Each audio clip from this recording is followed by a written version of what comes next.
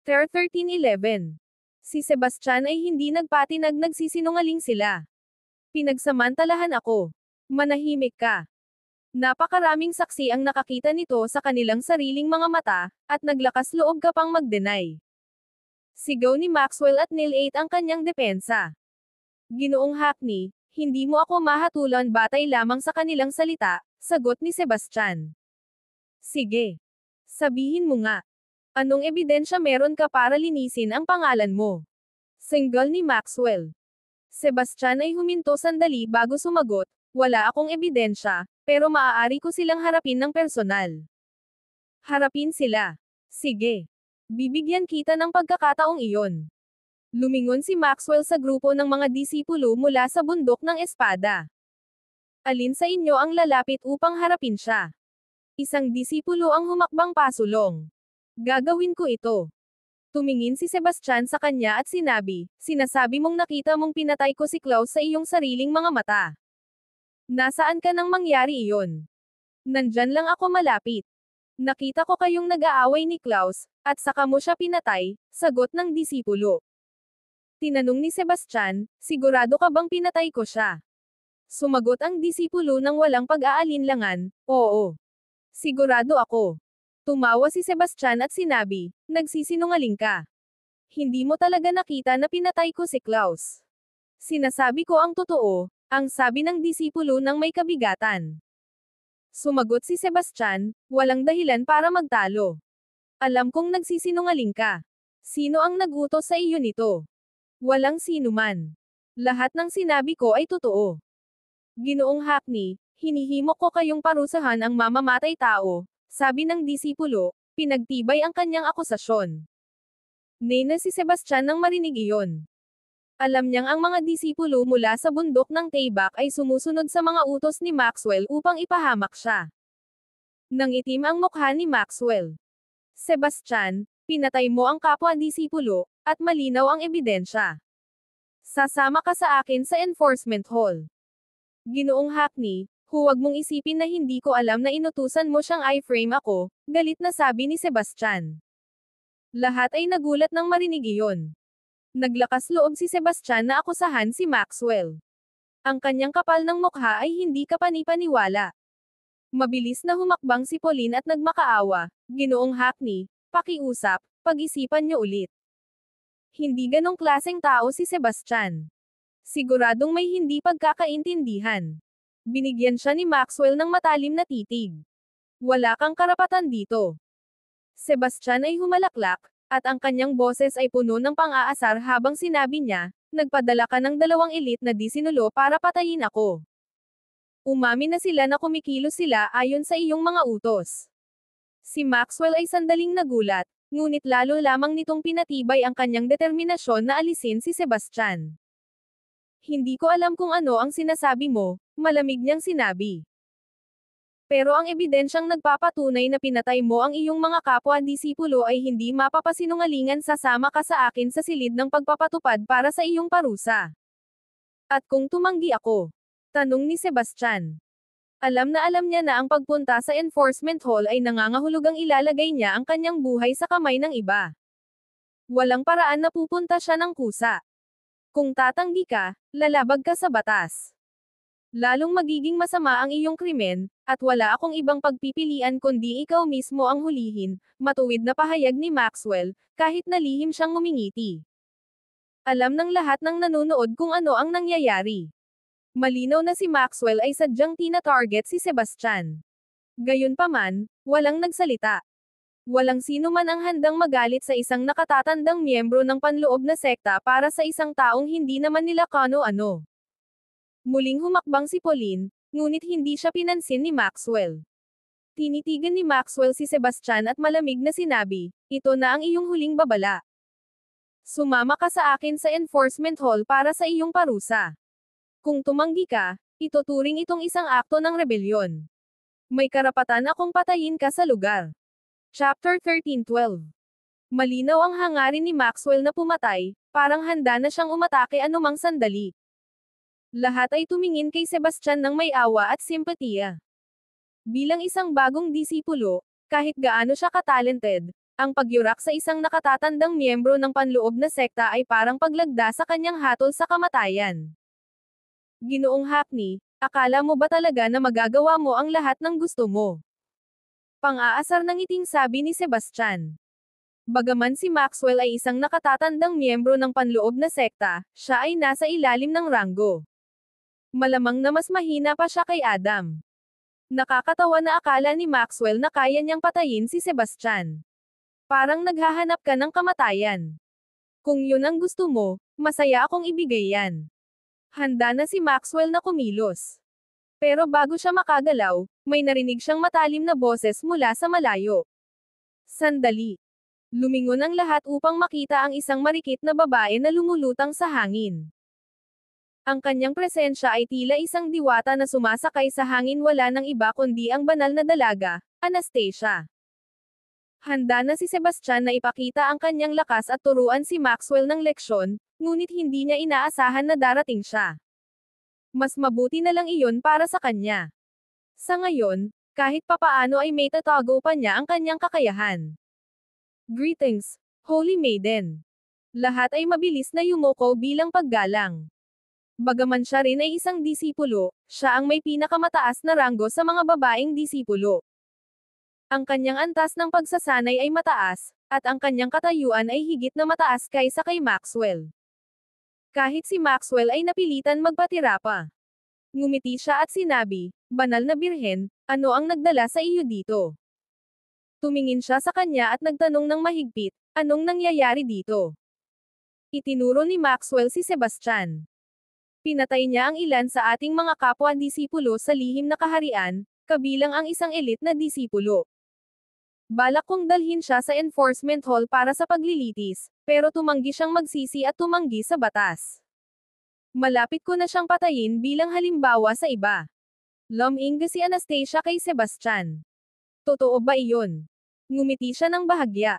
Mga kasinungalingan lang lahat yan. Naniniwala lang siya sa ilang mga may kinikilingan na saksi at gustong ipahamak ako. Wala itong ibang layunin kundi ang patayin ako. Sumagot si Maxwell, isang tao lang ang maaaring magsinungaling, pero sinasabi mo ba talaga na isang buong grupo ng mga tao ang nagsisinungaling? Sumimangot si Sebastian. Madali lang akong makahanap ng mga tao na aakusahan kang nagtaksil sa banal na lupa. So, ginawa mo ba talaga ito? Nag-iimbento ka lang. Sigaw ni Maxwell, na may galit na nag-aapoy sa kanyang mga mata. Hindi. Ikaw ang nag-iimbento. Lumingon si Sebastian kay Anastasia at sinabi, sa lihim na kaharian, 2 elite na disipulo ang ipinadala para patayin ako, isa ay tinatawag na Jasil, at ang isa ay Cyril. Sabi nila sinusunod nila ang utos ni Ginoong Hackney na patayin ako. Sana ay mapag-aralan mo ito, banal na dalaga. Lumingga siya kay Maxwell at malamig na nagtanong, gusto mo bang ipaliwanag? Mabilis na itinanggi ito ni Maxwell. Banal na Birhen, huwag kang makinig sa kanyang mga kasinungalingan. Hindi iyon totoo. Alam ko na itatanggi mo yan.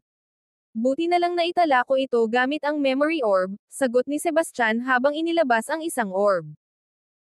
Ang larawang ipinakita ng orb ay malinaw na nagpakita kina Jasil at Cyril na naghahanda na umatake, kasama ang kanilang pag-uusap bago ang pagsalakay. Lahat ay nanood sa tahimik na pagkabigla. Hindi nila inaasahan na magbibigay si Maxwell ng ganitong utos. Tumigas ang mukha ni Anastasia. Tumingin siya kay Maxwell at malamig na nagtanong, ngayon, ano ang masasabi mo para sa sarili mo? Shaver 1313. Napaluhod ang mukha ni Maxwell. Alam niyang hindi niya maipapasa ang sitwasyon na ito sa pamamagitan ng salita, pero hindi pa siya handang tanggapin ang pagkatalo sa mga kamay ni Sebastian. Banal na dalaga, ito ay isang panandaliang pagkakamali sa paghatol. Nais ko lang sanang turuan ng leksyon ang batang ito, pero hindi ko inaasahan na magiging ganito. Sumagot si Anastasia ng malamig, isang panandaliang pagkakamali sa paghatol. Ginagawa mo bang biro ang mga alituntunin ng banal na lupa? Ikaw ay isang nakatatandang miyembro ng panloob na sekta, at sa kabila nito, lihim mong iniutos ang pagpatay sa isang disipulo. Anong karapatan mong manatili sa iyong posisyon? Banal na dalaga, pakiusap, patawarin mo ako sa pagkakataong ito. Hindi ko na ito uulitin, pakiusap ni Maxwell.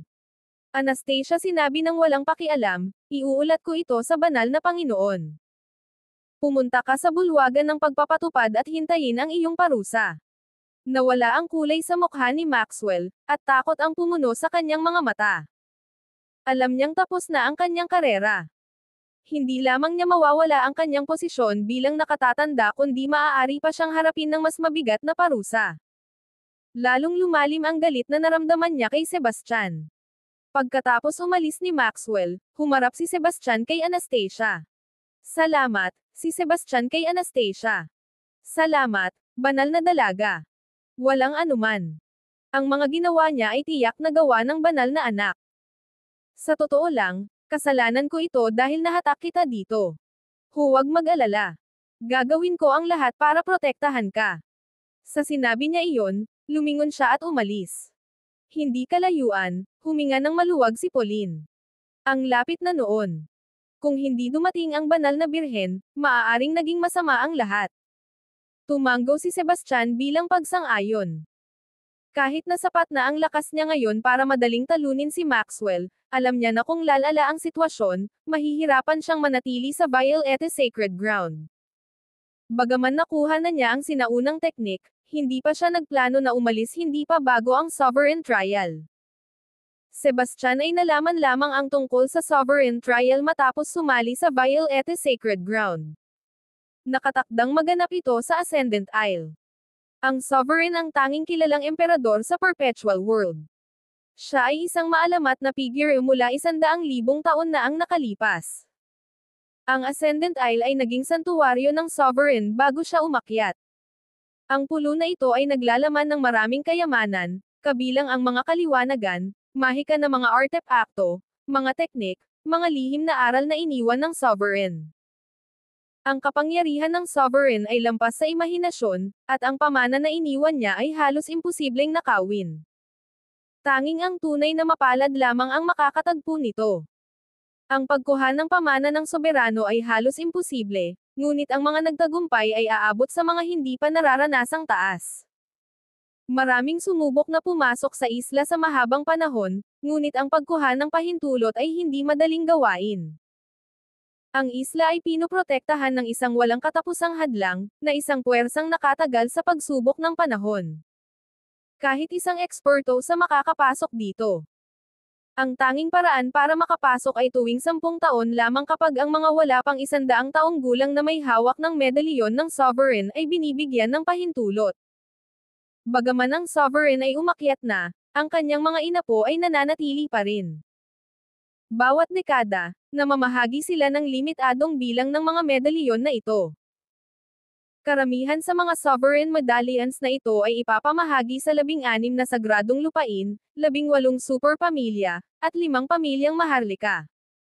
Mas maliit na bahagi nito ay mapupunta sa mga kilalang guild ng mga mangangalakal at sa mga pamilyang maharlika ng mga pangunahing imperyo. Sinasabing may kabuuang 9,999 na Sovereign Medallions. Bagaman mukhang marami iyon, ipinamahagi ang mga ito ng manipis sa mga pinakamakapangyarihang pangkat, kaya't hindi marami ang mapagkukunan.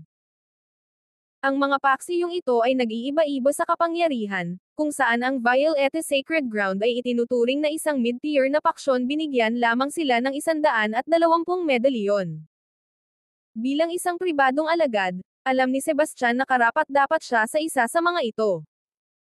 Mayroon pang halos 2 buwan bago ang susunod na 10 taong siklo, dumating ang mga mensahero mula sa Ascendant Isle sa Violette Sacred Ground upang dalhin ang 120 medalyon. Bagaman hindi maliit na bilang ang 120 Sovereign Medallions, halos hindi ito sapat para sa Violette Sacred Ground, na may daan-daang libong mga disipulo.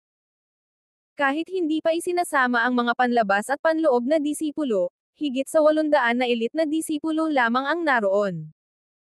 Upang matiyak ang katarungan, nagsagawa ang banal na lupa ng isang kwalipikasyong paligsahan.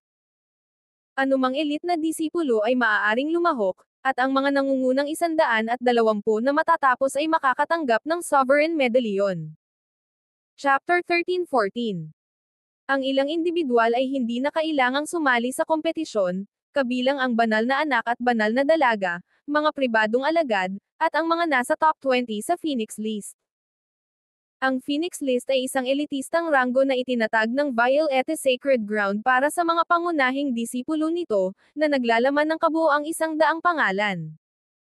Ang pagkakalagay sa listahan ay tinutukoy lamang batay sa lakas. Ang pagiging kabilang sa nangungunang 20 ay nangangahulugang sila ang pinakamakapangyarihang mga elite na disipulo, kaya't ang kanilang direktang kwalipikasyon upang matanggap ang Sovereign's Medallion ay inaasahan at walang pagtutol mula sa iba. Ang kompetisyon ay nakatakdang ganapin sa malaking arena ng pangunahing tuktok, isang malawak na espasyo na sapat upang makapaglaman ng 10,000 tao. Gayunpaman, ngayon, tila kahit ang napakalaking arena na ito ay siksikan. Bawat bahagi maliban sa lugar ng kompetisyon at seksyon ng mga hurado ay puno ng mga manunood. Isang dagat ng mga katawan ang umabot hanggang sa kasing layo ng mata, na may mga tao na magkakadikit at punong-puno ang bawat puwang. Sa gitna ng arena ay nakatayo ang isang napakalaking platapormang panglaban, na ang diametro ay lumalampas sa 33 talampakan. Ang estruktura ay naglalabas ng kadakilaan at kapangyarihan. Nakatayo si Sebastian sa gitna ng karamihan. Bilang isang pribadong alagad, hindi siya kinakailangang makilahok sa kompetisyon at kailangan lamang niyang maghintay hanggang matapos ito upang makuha ang kanyang Sovereign's Medallion. Ang Ascendant Isle ay naglalaman ng Celestial Legacy kasama ang hindi mabilang na iba pang mga pagkakataon, at ito ay isang destinasyon na hindi niya maaaring palampasin. Ngunit, ang kanyang interes sa Ascendant Isle ay hindi lamang tungkol sa mga kayamanang ipinapangako nito. Inaasam niyang makita si Lillian doon. Mula nang siya'y dumating sa Perpetual World, maraming oras na ang lumipas. Sa kanyang mga paglalakbay, natutunan niya ang tungkol sa ilang mga sagradong lugar at mga piling pamilya, kabilang ang pamilyang Mackenzie, kung saan naninirahan si Lillian.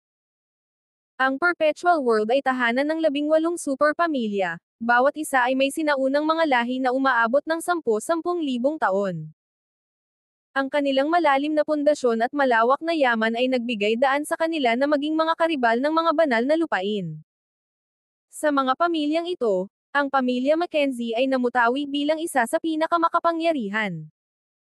Sinubukan ni Sebastian na mangalap ng impormasyon tungkol sa pamilya Mackenzie, ngunit ang mga elitistang pamilya ay kilalang lihim, at hindi naiiba ang pamilya Mackenzie. Ang kanilang kinaroroonan ay nananatiling mahirap matukoy para sa mga hindi kabilang. Bilang panganay na anak ng pamilyang Mackenzie, malamang na dumalo si Lillian sa Ascendant Isle. Nakikita ni Sebastian ito bilang kanyang pinakamainam na pagkakataon upang muling magkita sila. Kahit na hindi siya magpakita, maaari pa rin siyang makatagpo ng ibang miyembro ng pamilya Mackenzie at makahanap ng mga pahiwatig sa kanilang lokasyon. Bukod kay Lillian, naisip din ni Sebastian sina Esme at Zia. 5 taon na ang nakalipas, sila ay dinala ng isang misteryosong guro. Mula noon, wala nang balita tungkol sa kanila. Nagtataka siya kung maaaring lumitaw sila sa Ascendant Isle.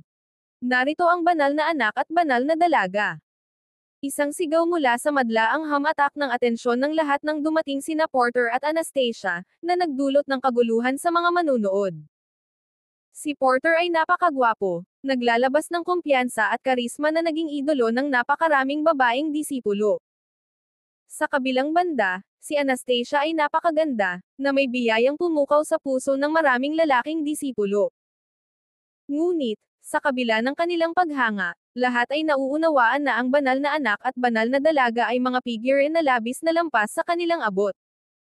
Umupo sina Porter at Anastasia sa likod ng panel ng mga hukom.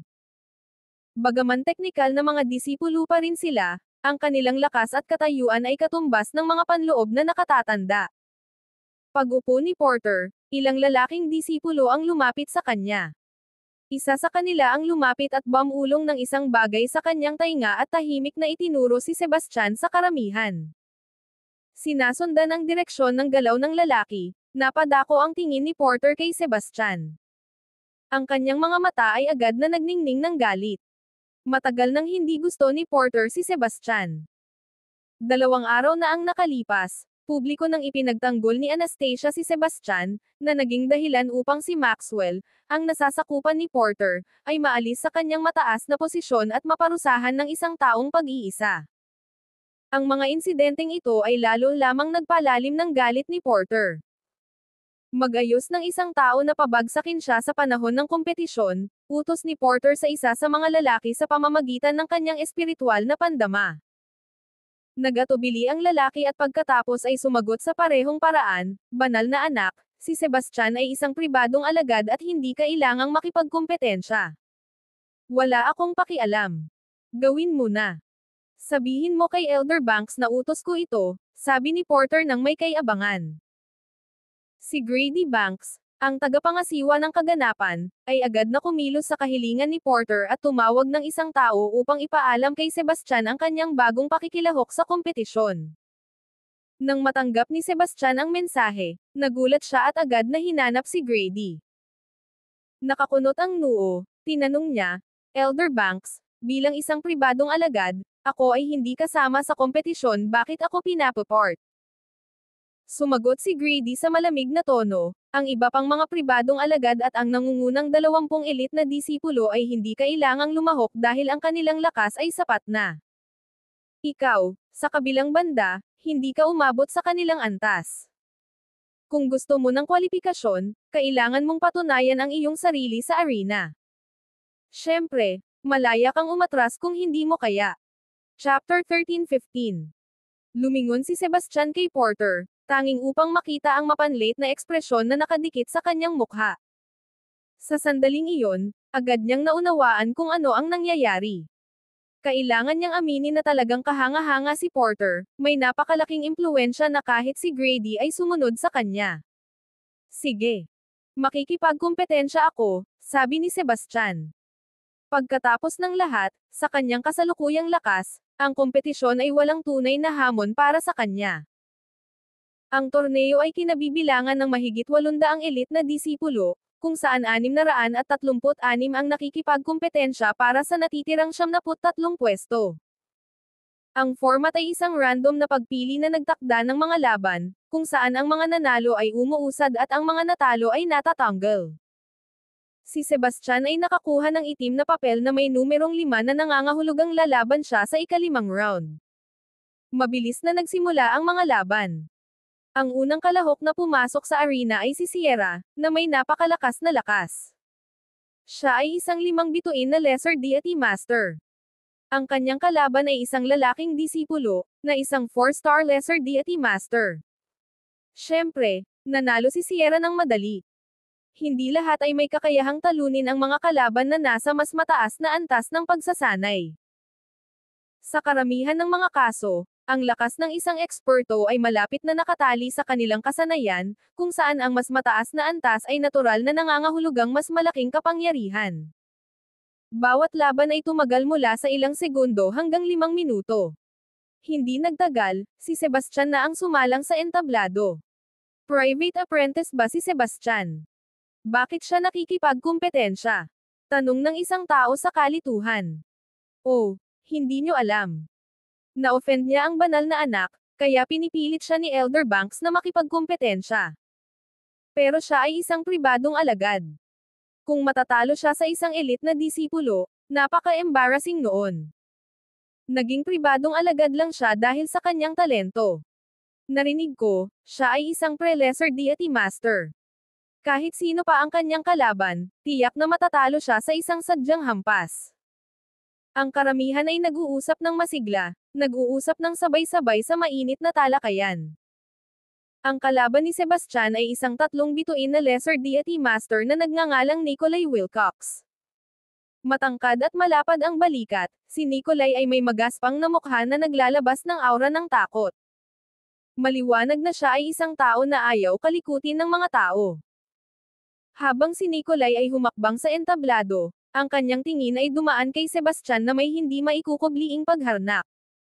Isang ngisi ang sumilay sa kanyang mga labi habang malakas siyang nagbiro. "Tingnan mo kung sino ang nandito. Ko ba ang pribadong alagad, Sebastian? Ano ito? Naging ganito ka na lang, Nakikipag-agawan ka na sa mga pwesto kasama namin, mga ordinaryong disipulo. Napakakahanggal. Ang kanyang pang-aasar ay muling nagpasiklab sa galit ng mga manunood. Ang kay-abangan ni Nikolai ay sobra-sobra, pero para maging patas, siya ay isang 3-star lesser deity master. Mas malakas siya kay Sebastian. Talagang mapapahiya si Sebastian sa pagkakataong ito. Tingnan natin kung paano siya makakalabas sa gulo na ito. Siyempre, sigurado akong talo siya ng husto sa pagkakataong ito. Isa siyang pre-lesser deity master, kaya ang makaligtas kahit isang galaw lang ay kahanga-hanga. Ngunit, mananatiling tahimik si Sebastian mula simula hanggang matapos. Nakatayo siya roon ng kalmado, ang kanyang tingin malamig at walang pakialam habang pinapanood si Nikolai. Sa hudyat ng referee, nagsimula ang labanan. Nais na makuha ang kalamangan, sumugod si Nikolai gamit ang kanyang mahabang espada, determinado na turuan si Sebastian ng isang mabigat na leksyon. Chapter 13-16. Nang malapit na si Nikolai sa kanya, biglang kumilos si Sebastian. Sa isang kisap mata, ang anyo ni Sebastian ay lumabo tulad ng isang multo bago muling lumitaw sa harap ni Nikolai. Walang pag-aalinlangan, itinaas ni Sebastian ang kanyang binti at nagbigay ng isang nakamamatay na sipa na tuwirang tumama sa dibdib ni Nikolai. Wala nang oras si Nikolai para makapag-react. Ang tanging naramdaman niya ay isang napakalakas na puwersa na bumangga sa kanya, pinapabilis siya sa hangin bago bumagsak sa lupa sa ibaba ng arena. Ang buong arena ay nahulog sa isang naguluhang katahimikan. Nagtaka ang lahat habang tinitingnan nila ang eksenang bagong naganap na tila hindi makapaniwala. Matagal bago may nakabawi ng kanilang composure. May isang tao na sa wakas ay nagpasimula ng usapan, sumigaw, "Ang galing ni Sebastian." Naipadala niya si Nikolai sa labas ng platform sa isang sipa lang. Sa tingin ko, lahat tayo ay minamaliit siya. Wala talagang paraan na siya ay isang pre-lesser deity master. Baka naman itinatago niya ang tunay niyang lakas. Hinala ng isa pang tao. Hindi. Talagang pre-lesser deity master siya, pero ang kanyang mga kasanayan sa labanan ay pambihira. Ang kanyang galaw ay tumpak, ang kanyang teknik ay walang kapintasan, at ang kanyang pisikal na lakas ay nakakamangha. Kaya siya nakakapaglaban sa itaas ng kanyang antas. Walang nakakapagtaka. Sa halos Diyos na antas ng talento, ang pagpatay sa isang 4-star lesser deity master sa isang iglap ay hindi pangkaraniwan. Isang alon ng paghanga ang kumalat sa madla ng maraming tumingin kay Sebastian na may bagong respeto. Gayunpaman, halatang hindi mapakali si Porter. Habang ang antas ng pagsasanay ni Sebastian ay walang halaga sa kanyang paningin, ang kanyang talento ay ibang usapan. Ang kakayahang tumalon sa iba't ibang antas sa labanan ay isang bagay na hindi kayang gawin ni Porter, at ito ay nagpaligalig sa kanya. Maging si Grady ay tila sandaling nagulat, ngunit mabilis din niya itong pinawalang bisa. Ang kompetisyon ay tatagal ng hindi bababa sa 3 rounds, at kumpiyansa siya na magkakaroon pa ng mga pagkakataon sa susunod. Dahil sa dami ng mga kalahok, inabot ng buong araw ang unang round ng mga laban.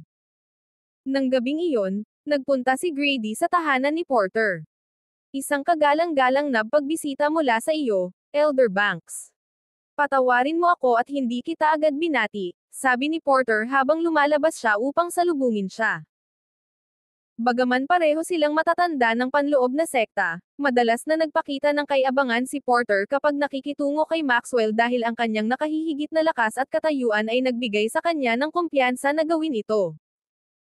Gayunpaman, sa presensya ni Grady, nagbago ang asal ni Porter at naging may paggalang. Ang kapangyarihan ni Grady ay hindi matutumbasan, kabilang siya sa mga pinakamahusay sa buong Violet Sacred Ground.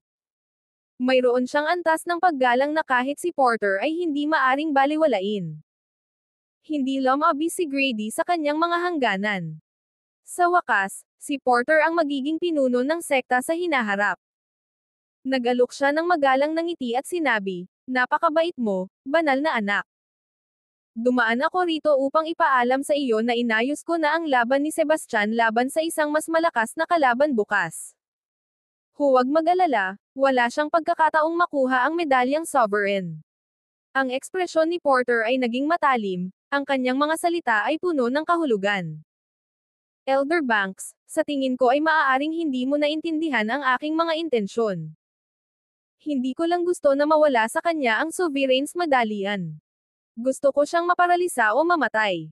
Naiintindihan mo ba ang hinihingi ko? Nag-atubili si Grady, ang kanyang mukha ay puno ng pagdududa. Banal na anak, si Sebastian ay isa pang pribadong alagad kung siya'y maparalisa, at ako ang sisihin ng pinuno ng sekta, hindi ko kakayanin ang mga kahihinatnan.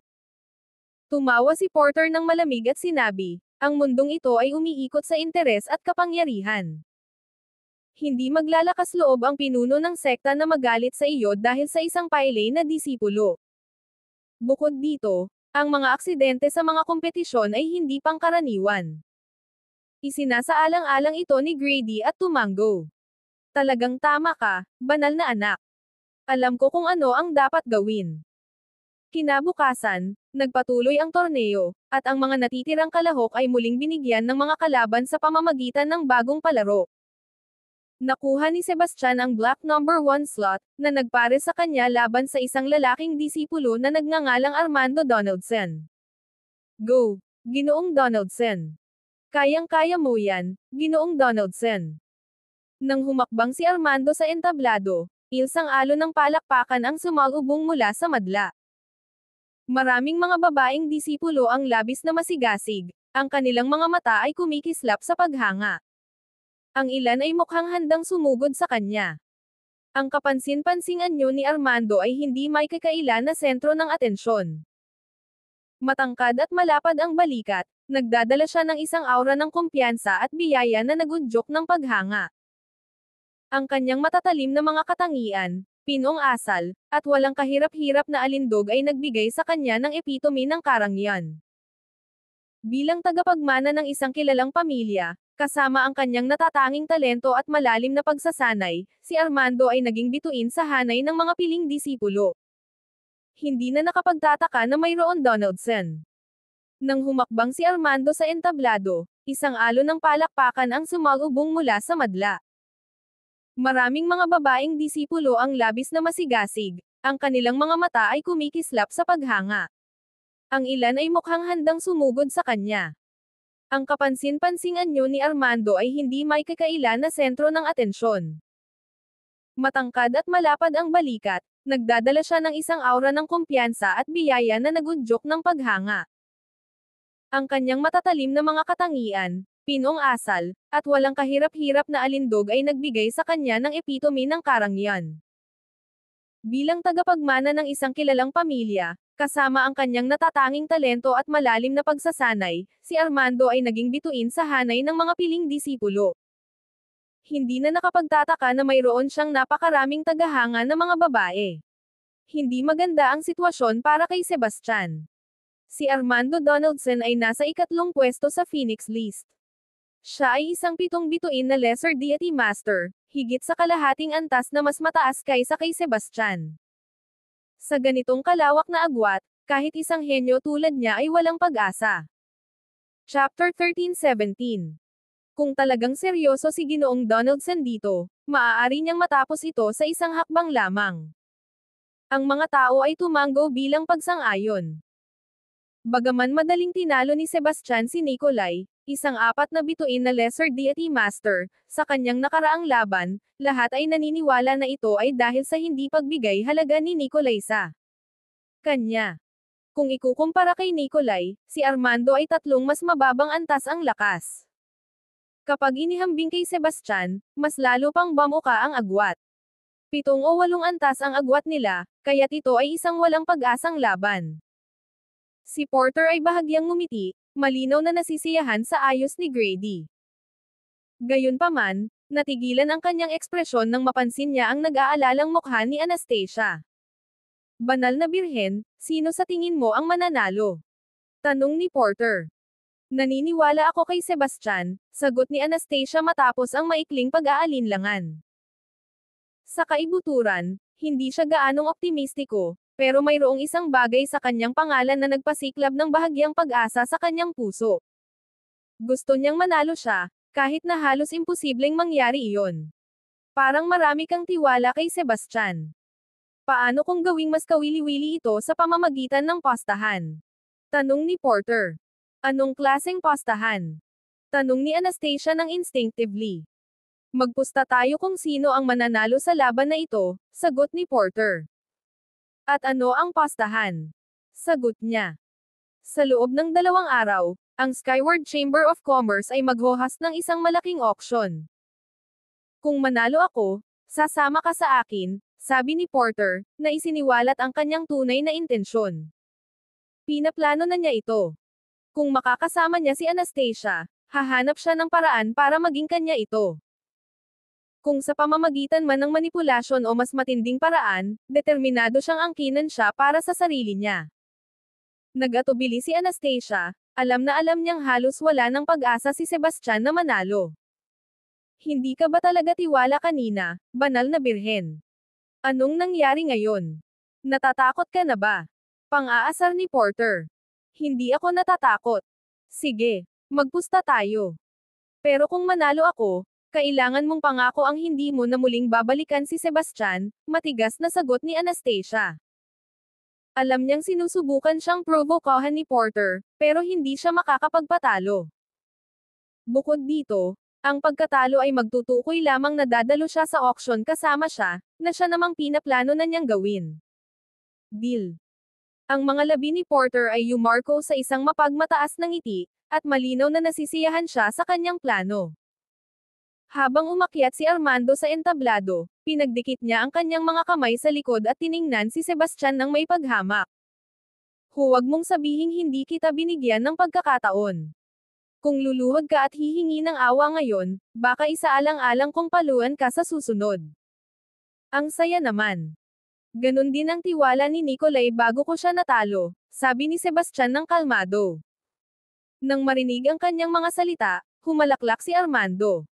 Huwag mo akong ikumpara sa mahina na iyon. Hindi man lang nakapasok si Nicolay sa Phoenix list, samantalang ako ay nasa ika-36 na pwesto. Kaya kung durugan ka gamit ang isang kamay. Talagang kahanga-hanga ang iyong pagyayabang. Sa bagay na iyon, sumasang-ayon ako, sabi ni Sebastian ng may pang-aasar. Si Armando ay nagalit.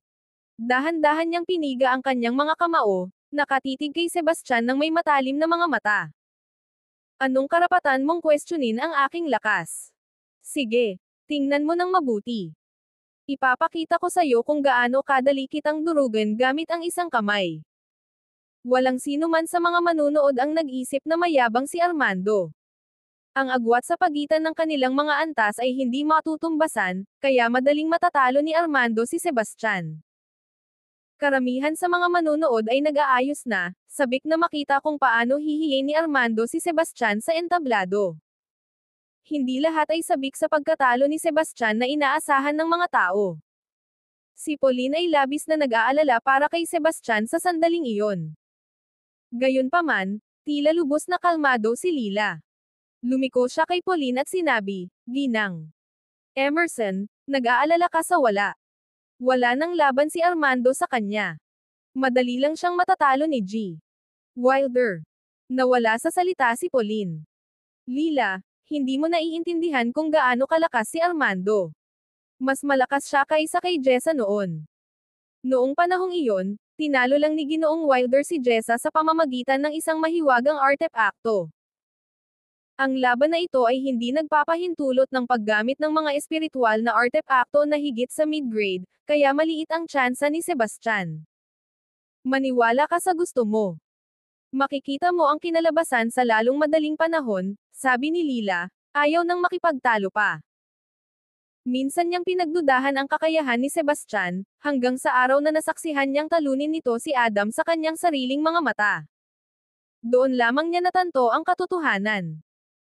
Ang mga tinatawag na mahiwagang artepakto ay isa lamang palamuti, isang matalinong panlilinlang upang itago ang halimaw na lakas na kanyang itinagong. Chapter 13-18. Sa entablado ng labanan, si Sebastian at Armando ay nakatayo ng mga 6 na talampakan ang layo mula sa isa't isa. Sa sandaling iyon, nagtinginan sila sa isa't isa sa isang matinding pagtutunggali. Ang mga mata ni Armando ay kumikislap sa malamig na galit, At ang buong katawan niya ay naglalabas ng isang aura na tila handang sumugod anumang oras. Sa kabilang banda, nananatiling nakakatakot na kalmado si Sebastian. Ang kanyang ekspresyon ay kalmado na para bang siya'y isang tagapanood lamang sa mga pangyayaring nagaganap. Ang kanyang kalmadong anyo ay lalo pang nagpagalit kay Armando, na hindi na makapagpigil ng kanyang nag-aalab na galit. Sa isang biglaang paggalaw, siya ay naglaho at muling lumitaw ng direkta sa harap ni Sebastian. Pagkatapos, sinadyang sinuntok niya ang ulo ni Sebastian na may nakamamatay na layunin. Isang suntok mula sa isang pitong bituin na lesser deity master tulad ni Armando ay madaling makapagwasak ng lahat. Malinaw, hindi niya sinusubukang talunin si Sebastian kundi patayin siya. Sa katunayan, tahasang inutusan siya ni Grady na patayin si Sebastian. Ito rin ang gusto ni Porter. Para kay Armando, nang pagpatay kay Sebastian ay makakamit ang tatlong bagay. Isa ay upang masiyahan ang kanyang sariling galit, isa pa ay upang makuha ang pabor ng kanyang mga nakatataas, at sa huli ay upang patunayan ang kanyang dominasyon. Gayunpaman, nanatiling hindi natitinag si Sebastian.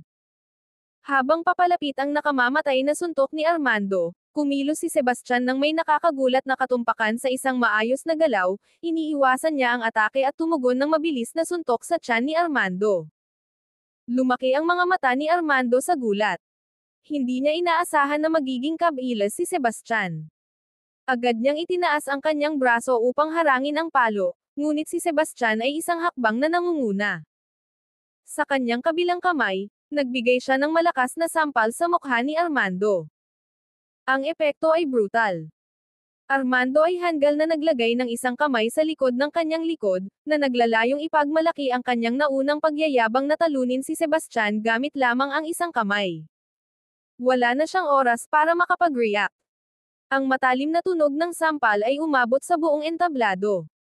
Si Armando ay umiikot sa hangin, dumadaloy ang dugo at mga pira-pirasong ngipin mula sa kanyang bibig bago siya bumagsak sa lupa.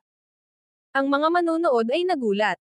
Walang makapaniwala sa kanilang nasaksihan.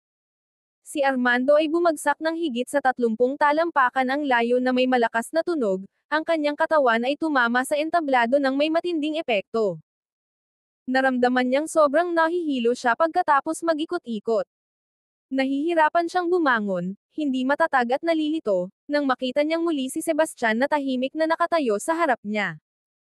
Walang salitang sinabi, itinaas ni Sebastian ang kanyang kamay at muling sinampal siya. Sa pagkakataong ito, mas malakas ang tunog, at si Armando ay lumipad ng mas malayo bago bumagsak sa lupa. Isa pang dakot ng mga dugong ngipin ang nagkalat sa entablado habang ang mga tao ay nakatingin, ganap na walang imak. Si Armando ay lubos na nalito sa huling suntok. Nangailangan siya ng sandali upang muling makabawi ng kanyang mga pandama. Ang mga ngipin ko. Peste. Ang kanyang tingin ay bumagsak sa lupa, kung saan nagkalat ang mga piraso ng dugong ngipin. Ang kanyang pagkabigla ay mabilis na naging walang kapantay na galit. Tumangala kay Sebastian, ang kanyang mga mata ay nag-aapoy sa galit. Hayop ka! Papatayin kita! Sa isang sigaw ng galit, hinugot ni Armando ang kumikislap na mahabang espada mula sa kanyang sisidlan. Sa isang malakas na sipa mula sa lupa, siya'y tumalon patungo kay Sebastian na parang isang palasong pinakawalan. Mamatay ka! Si Armando ay sumugod kay Sebastian na may walang kapantay na galit, ang kanyang espada ay humahampas sa hangin na may nakasisilaw na lakas. Ang lakas ng dagok ay tila sapat na upang wasakin ang anumang bagay sa kanyang daraanan. Gayunpaman, nanatiling kalmado at mahinahon si Sebastian. Habang bumababa ang espada patungo sa kanya, siya ay lumipat ng walang kahirap-hirap, gamit ang Phantom Stride upang dumulas sa gilid. Sa isang iglap, sinuntok ni Sebastian si Armando sa mukha. Isang malakas na tunog ang umuugong sa arena habang ang katawan ni Armando ay itinapon pabalik, bumangga sa proteksyon na hadlang na nakapaligid sa entablado. Sa sandaling iyon, ang shockwave ay umuugong sa hangin. Si Armando ay bumagsak sa lupa, walang malay. Ang mga tao sa paligid ay abala sa masiglang talakayan. Talagang siya ang nagdala nito sa sarili niya. Malakas siya, walang duda, pero ang magpumilit na makipaglaban ng isang kamay lang. Ngayon, nahihiya na siya. Chapter 13-19. Kung ibinigay niya ang lahat mula sa simula, walang paraan na matatalo siya, bulong ng isa. Oo. Ganap na binaba niya ang halaga ni Sebastian. Sino ang mag-aakalang ganito kalakas si Sebastian? Ano kayang kahihiyan para kay Armando?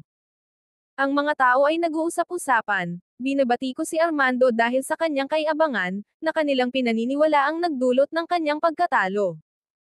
Samantala, mukhang galit na galit si Grady. Ang kanyang mukha ay kulay abo habang nagalit na tumingin siya kay Armando na walang malay. Sa sandaling iyon, labis siyang nagsisi. Nakatayo malapit, may komplikadong ekspresyon sa mga mata ni Porter, nalulumbay sa kanyang mga iniisip. Sa plataporma, nanatiling kalmado at walang pakialam si Sebastian sa mga bulong-bulungan mula sa mga manunood. Ilang sandali lamang ang lumipas, isang grupo ng mga disipulo ang maingat na umakyat sa entablado upang dalhin ang walang malay na katawan ni Armando. Doon lamang bumaba si Sebastian mula sa plataporma. Habang siya'y bumababa, ang kanyang buong at nakabibighaning anyo ay hamatak ng atensyon ng lahat. Hindi ko makapaniwala na ganito kahanga-hanga si Ginoong Wilder. Sigaw ni Pauline sa hindi makapaniwalang tono. Sinabi ko sa'yo na huwag mag-alala, di ba? Ngayon, naniniwala ka na ba sa akin? Tanong ni Lila na may ngiti. Sumagot si Pauline, paano ako hindi mag-aalala? Baka masyadong naging kumpiyansa si Armando ngayon, pero may isa pang laban mamayang hapon. Sana lang na makakuha si Ginoong Wilder ng medyo mahina-hinang kalaban sa susunod. Nilinggan ang kanyang ulo, tumawa si Lila. Nakita na niya mismo ang laban ni Sebastian, kaya't kumbinsido siya na sa mga nakababatang henerasyon ng Violet Sacred Ground, tanging ang banal na anak at banal na dalaga lamang ang makakapantay sa kanyang galing para kay Sebastian, ang mga laban na ito ay halos walang hamon. Kasabay nito, nagpaluwag ng hininga si Anastasia. Tumingin kay Porter, sinabi niya, Santo anak, mukhang ako ang nanalo sa pastahan. Mula ngayon, hindi ka na pinapayagang targetin si Sebastian. Isang mahina lang na walang kwenta, hindi siya karapat-dapat sa oras ko, sabi ni Porter na may pagdududa habang siya'y humalaklak. Ngunit sa kaloob-looban, ang kanyang isipan ay nag-aalab ng galit. Ang pagkatalo ni Armando ay walang iba kundi nakakainis. Ang mga laban na sumunod ay kasing kapanapanabik at nagpatuloy hanggang tanghali. Sa pagtatapos ng ikalawang round, 159 na lamang ang natitirang mga kalahok. Ang huling round ay itinakda upang magpasya sa nangungunang 80 kalahok, kung saan isang kalahok ang automatikong uusbong. Ang mga natalo sa huling laban ay magkakaroon ng isang huling pagkakataon na makipagkumpetensya para sa natitirang 13 medalyang pangsoyorno. Sa kabuoang 120 medalyon, 27 na ang naipamahagi sa banal na anak, banal na dalaga, ang 5 pinakamahusay na pribadong alagad, at ang nangungunang 20 kalahok sa Phoenix List. Mabilis na nagsimula ang huling yugto, at muling nagpaligsahan ang mga kalahok. Ang kamay ni Sebastian ay napunta sa itim na numero 1. Hindi ito isang pagkakataon dahil ang draw na ito ay inayos ni Grady. Alam ni Sebastian na si Grady ang nag-ayos ng sitwasyong ito upang targetin siya, pero hindi siya nagsalita. Alam niya na walang anumang balak na makakalaban sa ganap na kapangyarihan. Matapos ang paghahagis ng mga palatandaan, si Sebastian ay tumalon sa entablado ng walang pag-aalinlangan. Ang kanyang kalaban ay sumunod kaagad, sumampa sa entablado na may kumpiyansang anyo. Ang pangalan ng lalaki ay Brecken Levine, isang 8 bituin na lesser deity master na nasa ika-26 na pwesto sa Phoenix List. Lumapit si Brecken kay Sebastian, ang kanyang mukha ay nagbabalot ng mapanlit na ngiti. Isang pre-lesser deity master tulad mo, na natalo si Nikolai at Armando ng sunod-sunod. Aaminin ko, hindi inaasahan. Pero sa kasamaang palad para sa iyo, dito na nagtatapos ang iyong swerte. Harapin ako. Masamang timing lang para sa iyo. Hindi na nag-abala si Sebastian na sumagot. Nagbigay lang siya ng malamig at mapanlit na ngiti. Si Brecken ay nagalit. Anong karapatan mong tumawa sa akin? Huwag mong isipin na ang pagkatalo kay Armando ay isang malaking tagumpay. Natulo lang siya dahil siya ay nagkamali. Hindi ko gagawin ang parehong pagkakamali, hayaan mong ipaalam ko, ang lakas ko ay higit pa sa kanya. Ang dami mong sinasabi, sabi ni Sebastian na may bahid ng inis. Kung sobrang sabik kang mamatay, gagawin kong mabilis. Sigaw ni Brecken, sumisidi ang kanyang galit. Ipinagpag niya ang kanyang espada sa isang mabilis na galaw at nagpalabas ng alon ng enerhiya diretso kay Sebastian. Ang pulang arko ng enerhiya ay umarangkada pasulong na parang nag-aalab na dragon, at ang naglalagablab nitong init ay nagbaluktot sa hangin ng may nakakatakot na tindi. Chapter 1320. Ang 8-star Lesser Deity Master ay walang duda na kabilang sa mga nangungunang mandirigma ng mas batang henerasyon. Ang suntok ng espada ni Brecken ay may napakabilis at napakalakas na nagdulot ng mga hiyaw mula sa madla. Dahil sa labis na pag-aalala, mariing pinigilan ni Pauline ang kanyang mga kamao. Si Anastasia ay labis ding nag-aalala. Sa mga dahilan na hindi niya lubos na maipaliwanag, palaging nagbigay si Sebastian sa kanya ng kakaibang pakiramdam ng pamilyaridad, na nag-uudyok ng isang likas na pagnanais na protektahan siya. Sa isang kisap mata, ang naglalagablab na pulang enerhiya ng espada ay bumabagsak sa ulo ni Sebastian. Marami sa mga manunood ang naniwala na ito na ang katapusan niya. Ang agwat sa lakas sa pagitan ng dalawa ay napakalaki, at ang walang awa na atake ni Brecken ay nag-iwan ng kaunting puwang para sa kaligtasan. Tila tiyak na mamamatay si Sebastian sa isang iglap. Gayunpaman, nang akala ng mga tao na tapos na, ang katawan ni Sebastian ay kumilos na parang multo, lumihis mula sa landas ng espada. Sa parehong galaw, inilabas niya ang kanyang Harmony Blade, itinusok ito diretso sa lalamunan ni Brecken na may bilis na parang kidlat. Ang panahon ni Sebastian sa pagpapahusay ng kanyang mga kasanayan sa labanan sa Chimes Tower ay nagdala sa kanyang bilis at timing sa isang walang kap-oras na antas. Ang pag-ataking ito ay napakabilis na nag-iwan ng mga manunood na walang hininga. Ang mukha ni Brecken ay nagulat at naguluhan habang mabilis niyang inugoy ang kanyang espada upang harangan. Gayunpaman, ang tila buong lakas na pagsulong ni Sebastian ay hindi pala kundi isang pabalat-bunga. Habang iniaangkop ni Brecken ang kanyang espada sa depensiba, pinisil ni Sebastian ang kanyang palso, hinayla ang talon pabalik ng kalahating talampakan na parang nakaluhod na ahas bago muling sumaksak pasulong. Sa pagkakataong ito, tinamaan niya ang tiyan ni Brecken ng mas mabilis pa. Nangyari lahat ito sa isang kisap mata, kaya't wala ng oras si Brecken para makapag-react. Isang nakakasukang tunog ang sumunod nang tumagos ang talon ni Sebastian sa kanyang tiyan. Si Brecken ay naglabas ng isang nakabibinging sigaw. Dahil sa pagkabigla at galit, mabilis siyang gumanti ng isang desperadong paalang na hampas. Na may ekspresyon na kasing yelo ng bato, tumalon si Sebastian sa hangin. Habang binabawi niya ang Harmony Blade, ibinaba niya ito sa isang mabilis na arco na nakatutok sa lalamunan ni Brecken. Ang bilis ng palo ay nag-iwan kay Brecken ng walang pagkakataon na umiwas o hamarang. Sa sandaling iyon, ang kanyang mukha ay naging mapatlas sa takot. Huwag! Nang ang talon ay malapit nang dumaan sa leeg ni Brecken, biglang lumitaw si Grady sa plataporma.